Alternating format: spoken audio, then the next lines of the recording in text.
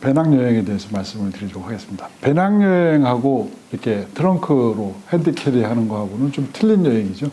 배낭여행은 슬림하게 다닌다. 뭐 그런 내용으로 보시면 됩니다. 그래서 우리가 기내에 가져갈 수 있는 가방의 무게는 저가 여행사인 경우에는 한 7kg에서 8kg 정도 돼요.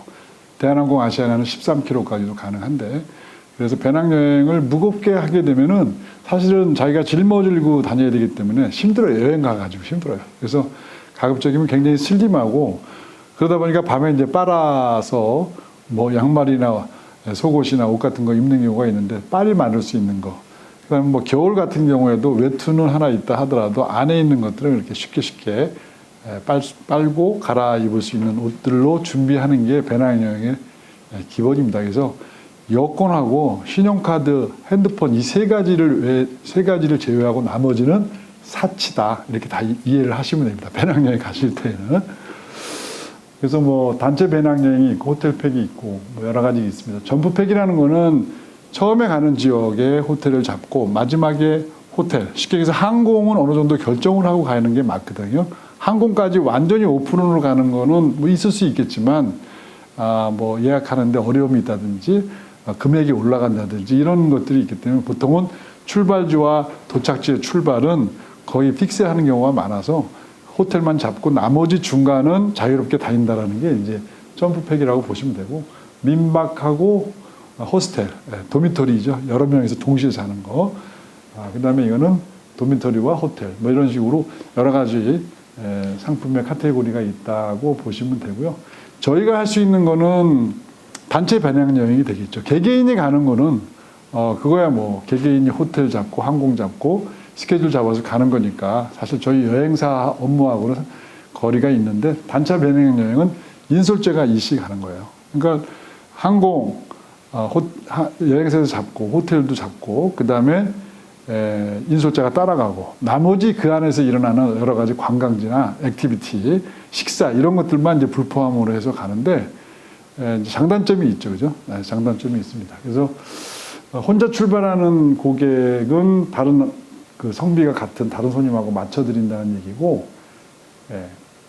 그래서 인솔자가 출국 수속이나 각 도시의 호텔 찾기, 그 다음에 열차 예약 대행이나 그 다음에 현지 위급한 상황에서의 수습 처리 이런 것들을 도와줄 수 있다는 장점이 있습니다. 그래서 호텔팩은 단체 배낭여행으로 갈 수 없는 경우에 이제 개개인이 가는 것을 호텔팩이라고 하고요. 점프팩은 그 아까 말씀드린 대로 처음과 마지막에 호텔만 잡고 이동하는 그런 상품이라고 보시면 되겠습니다. 그래서 호텔의 위치는 대부분 우리나라를 만약에 손님들이 온다면 우리나라 그 시내를 봐야 되겠죠. 시내를 보면은 첫 번째 호텔의 위치는 일단 지하철역에서 가까워야 돼요. 지하철을 이용하지 않고 택시만 타고 다닐 수도 없고요. 그렇기 때문에 지하철에서 대부분 도보로 10분 정도 거리, 그렇게 떨어져 있어야 되는데, 관광지하고도 그렇게 멀면 안 되겠죠. 그렇게 멀면 안 되고. 그래서 우리가 배낭여행을 개개인이 그 일정을 짤 때는 제일 먼저 봐야 되는 게 관광지입니다.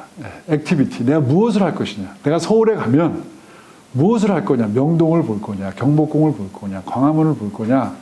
아니면 내가 DMZ를 가서 볼 거냐라는 어떤 관광지를 먼저 잡는 게 중요해요. 그래서 그 관광지를 동선을 만들어서 스케줄을 만들고 거기하고 최고로 가까운 적합한 숙소를 잡는 게 두 번째입니다.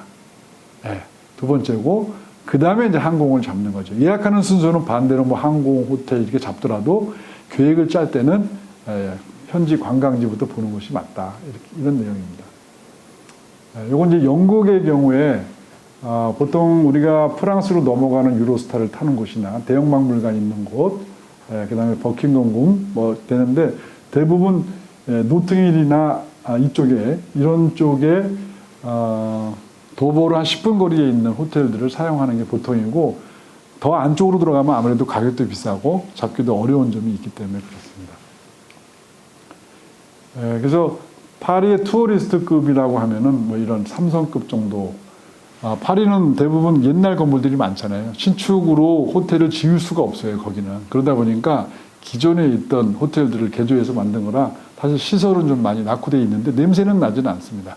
동남아에 가면은 삼성의 냄새가 나죠. 그래서 보통 4성, 5성을 쓰는데 유럽은 냄새는 안 나는데 시설은 굉장히 좀 낙후되어 있는 듯한 그런 느낌을 받을 수가 있고, 일단 유럽은 침대가 굉장히 좁습니다. 예. 민박은 이제 어떻게 생겨났냐면 한국 사람이 비즈니스로 오는 한국 사람들 있죠. 예, 나이가 좀 드신 중역이나 임직원들 이런 분들이 호텔보다는 한국 그 민박을 원합니다.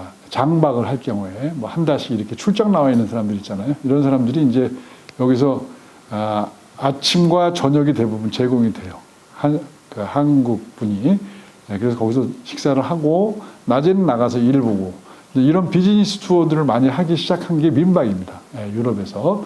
그래서 민박에 이제 방이 비었을 때는 일반 투어리스트들도 받고 그렇습니다.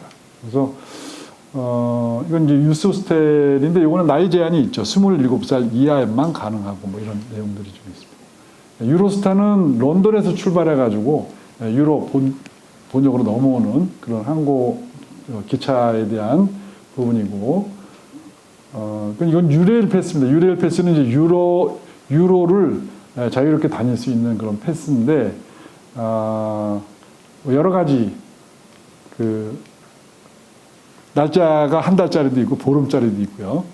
이거는 유레일 패스를 산 다음에 예약은 따로 해야 되는 겁니다. 예약을 미리 다 하고 가는 게 아니라, 그러니까 우리 뭐 예를 들어서 지하철 패스에 뭐 하루권 이런 것들이 있잖아요. 그래도 타는 것들은 내가 타야 되잖아요. 직접 가서 어딜 가든 간에 그 이동하는 거는 따로 예약을 진행을 해야 된다. 이렇게 보시면 되고 1등급, 2등급 이렇게 나눠져 있고요. 그 유스는 27세 미만이고요. 그 다음에 시니어는 60세 이상, 성인 어덜트는 28세 이상이라고 보시면 되고, 아동은 4세에서 11세고요. 만약에 둘이 가는데 한 사람은 27세 이상이고 한 사람은 미만일 경우에는 1등석, 2등석 이렇게 나눠 타야 되기 때문에 1등석이 2등석으로 오는 건 되지만 2등석이 1등석으로 가는 건 안 된다. 뭐 이런 기본적인 내용이고요. 현지에서 거주하는 사람은 외국 사람이라 하더라도 유레일 패스를 이용할 수 없다. 뭐 이런 내용들입니다. 그래서 배낭여행을 여러분들이 준비하신다면은 사전에 이제 오리엔테이션에서 어떻게 움직일 것인지 그런 내용들을 하고, 해외여행에 이제 길본 역할을 하는 건데요. 인솔자 자격증이 있으면 인솔자라고 표현을 하고 다니고, 그렇지 않을 경우에는 이제 길버스라고 해서 여러분들이 같이 다닐 수는 있는 그런 상품입니다. 그래서 앞으로는 이런 상품들이 이제 많이 활성화가 될 거라고 개인적으로는 생각을 합니다. 그러니까 패키지에서 완전한 자유여행으로 가기는 어려우신 분들이 있죠. 그런 분들이 이런 상품들을 예약을 해서 항공이나 호텔이나 이동은 같이 하고 그 안에서의 일정은 자유로운 일정을 하는 거예요. 그래서 이제 문제가 있죠. 뭐냐면 기존 패키지가 열흘짜리들 이런 것들이 있지 않습니까? 그거를 똑같은 스케줄로 하게 되면 다 소화를 못해요. 가이드가 인솔자가 있어서 30명, 40명을 이렇게 리더하면서 다니는 거하고 내 스스로 자유여행을 하는 거는 최소한 30% 이상의 기간이 더 필요합니다. 이동하는데도 미숙하고 또 가서 볼 때도 루브르 박물관 같은 그것을 보통 한 3시간이면 다 끝내잖아요. 3, 4시간에. 근데 우리가 가면 그렇게 끝낼 수가 없어요. 그러다 보니까 보통 하루는 잡아야 되거든요. 이런 것들의 차이가 있다 보니까 기존의 열흘짜리가 여기는 15일 정도는 잡아야 똑같은 일정을 수행할 수 있다. 이렇게 이해를 하시면 됩니다. 똑같이 열흘짜리를 잡게 되면 이건 정말 거의 못 보고 오는 케이스들이 많죠. 그런 분들은 그렇게 시간이 안 되시는 분은 패키지로 가시는 게 맞다. 뭐 이런 내용이고요.